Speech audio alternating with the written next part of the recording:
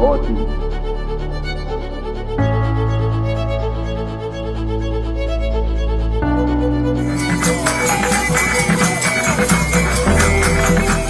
Ichiza chilindichi ichiza. Ichiza chilindichi ichiza. Asanteni sana.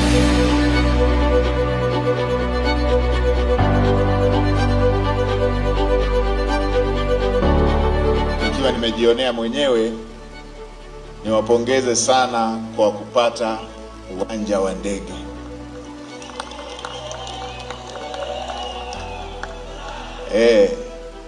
Hii sasa sio Rukwa ya zamani. Hii ni Rukwa ya sasa. Rukwa ya viwango. Wale watakaoendelea kulala na kuota ndoto ya zamani, wakiona tu wao wako karibu na Dodoma au karibu na Dar es Salaam, ninyi mtaendelea kuwaonesha kwamba mmeshawazidi. Hili la kisasa sana hili. Hongereni sana. Na kwa kweli hivi ndivyo vitu ambavyo uongozi wa awamu ya 6 unajivunia, kuweka vitu vya maendeleo vinavyoacha alama.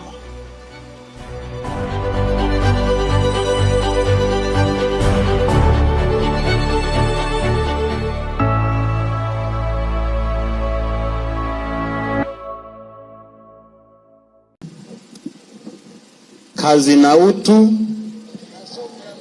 Dr. Samia oye! Dr. Mwigulu oye! Mheshimiwa Waziri Mkuu wa Jamhuri ya Muungano wa Tanzania, Daktari Mwigulu Nchemba, kwanza karibu kwenye kiwanja chetu cha ndege cha Sumbawanga, na pole sana kwa safari. Tunatambua umetoka mkoani Arusha, umekwenda Dodoma, na hata kufika hapa leo ni jambo la kizalendo sana. Tunakushukuru sana Mheshimiwa Waziri Mkuu, na Mungu akubariki sana. Haulali kwa ajili ya maendeleo ya Watanzania, ili kila alichokiahidi mama yetu Dr. Samia kikamilike. La pili, Mheshimiwa Waziri Mkuu, kwa niaba ya Mheshimiwa Waziri wa Uchukuzi, Mheshimiwa Profesa Makame Mbarawa Mnyaa, naomba niseme machache sana. Kwanza kuhusiana na uwanja huu. Kwa wanaokumbuka historia, uwanja huu ulijengwa mwaka 1945 na maboresho ya kwanza yalifanyika mwaka 1985. Alikuja aliyekuwa makamu wa rais wakati huo, Daktari Mheshimiwa marehemu Ali Hassan Mwinyi, ndiye aliyekuja kwenye maboresho ya mwaka 1985.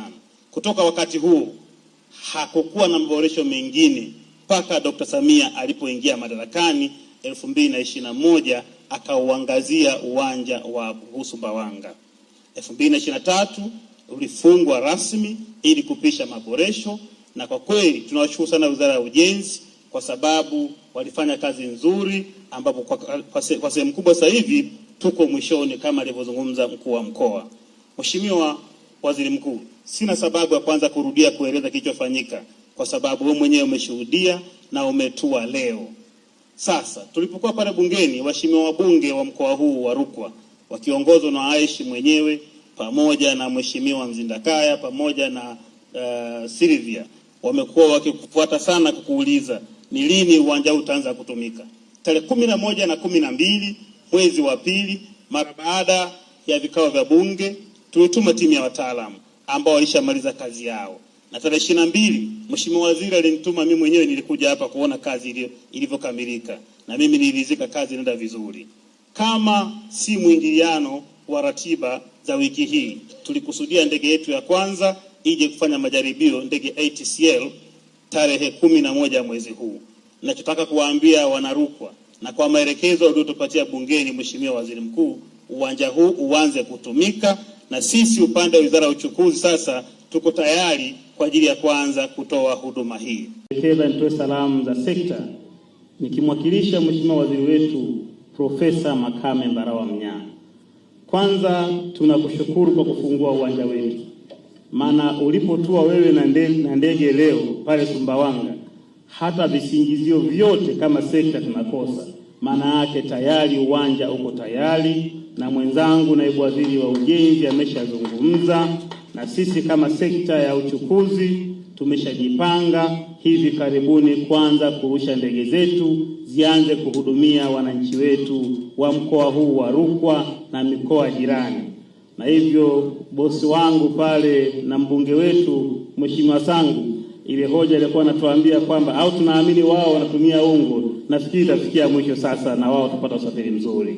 La kwanza. La pili, Mheshimiwa Waziri Mkuu, umeitisha vikao vingi kuhusiana na namna ya kuondoa msongamano pale Tunduma.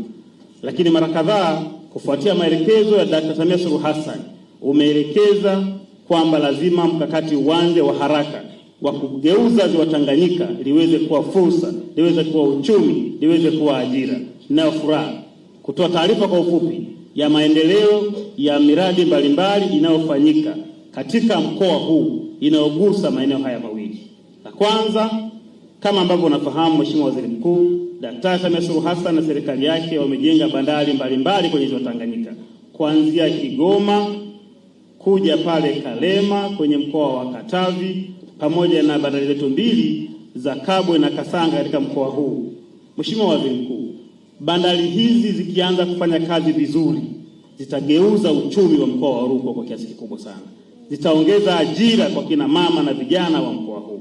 Na Daktari Samia Suluhu Hassan ameamua kugeuza giza lililotanda katika ziwa hili kuwa nuru.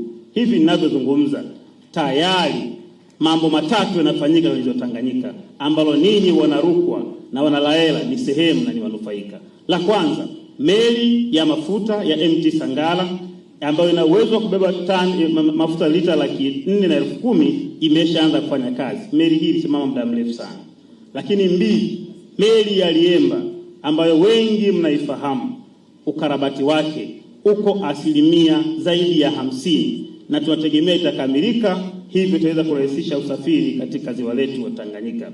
Meli ya Mwongozo, Dr. Samia ameshatenga fedha, hivi ninavyozungumza tunatafuta mkandarasi ili aanze kuikarabati.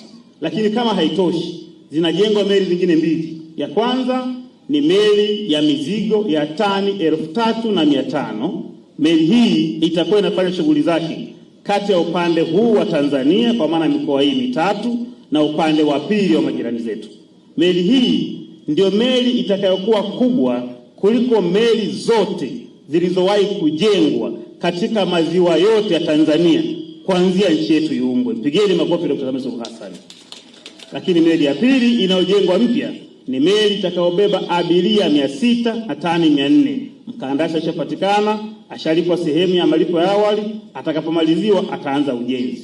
Mheshimiwa Waziri Mkuu, kama hiyo haitoshi, wako wakandarasi wengine au wadau wengine wanaojenga meli. Hivi ninavyozungumza pale Kalema yuko mwenzetu anajenga meli 4 zitakazofanya kazi kwenye ziwa hili, ziwa Tanganyika. Hii inamaanisha kwamba serikali ya Dkt. Samia Suluhu Hassan imeamua kuleta fursa katika eneo letu. Mheshimiwa Waziri Mkuu, pale Tunduma wewe mwenyewe umezungumza, na kwa sababu wana Laela na wana Sumbawanga ni waathirika wa foleni. Foleni hii imesababishwa na nini? Sababu kubwa ni kutokana na maboresho makubwa yaliyofanywa kwenye bandari ya Dar es Salaam. Hivyo magari yamekuwa ni mengi zaidi, mzigo umekuwa ni mkubwa zaidi. Mara baada ya kuleta wawekezaji binafsi pale bandari ya Dar es Salaam, ambayo huko nyuma baadhi ya watu walikuwa na mashaka, tayari mzigo umeongezeka. Mzigo wa bandari ya Dar es Salaam na bandari zingine wa mwaka 2021 wakati Dkt. Samia anakabidhiwa nchi ilikuwa ni tani milioni 17 na milioni 600, lakini mpaka mwaka jana tulifika tani milioni 32. Mpigieni makofi Dkt. Samia Suluhu Hassan. Fedha inayopatikana kwenye bandari ndio hii. Mheshimiwa mbunge wetu Deus Sangu alikuwa anaeleza, imeenda kwenye barabara, imeenda kwenye maji, inaenda kwenye mishahara, inaenda kwenye maeneo mengine. Na fedha hiyo itakayopatikana ndio inayokwenda kumaliza maeneo mengine yote yaliyobakia.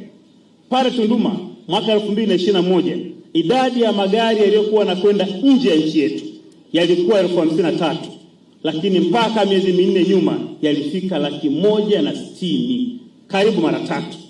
Magari yaliyokuwa yanaingia yalikuwa karibu 120,000, lakini ukiangalia ripoti ya miezi 4 nyuma yalifika karibu 287,000. Hii maana yake ni nini?